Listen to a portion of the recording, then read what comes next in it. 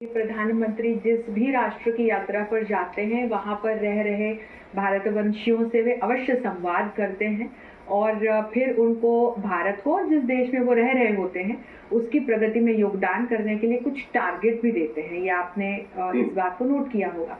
तो यहाँ पर भी वो भारतवंशियों को संबोधित करेंगे। 30,000 से अधिक भारतीय ऑस्ट्रिया में रह रहे हैं और ऑस्ट्रिया में जब हम भारत की संस्कृति की, भारतवंशियों के सम्मान की यदि हम बात करें, देखें, तो आपको ये बताना चाहती हूँ कि 1845 में जो वियना विश्वविद्यालय है वहाँ संस्कृत पीठ की स्थापना की गई थी और संस्कृत एक विषय के रूप में पढ़ाया जाता था। 1955 में इसको फिर बदलकर एक स्टडी ऑफ इंडोलॉजी में बदल दिया गया, जिसमें फिर जैनिज्म और बुद्धिज्म और इंडोलॉजी के अन्य विषय भी सम्मिलित किए गए।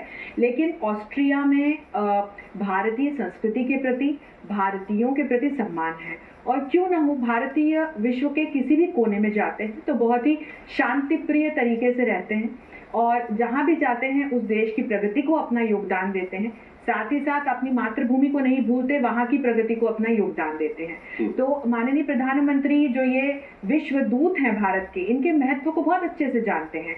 ये वो विश्व दूत हैं, ये वो पुल हैं जो दो देशों की संस्कृतियों को और उनके कूटनीतिक संबंधों को आपस में जोड़ने का और आगे ले जाने का काम करते हैं।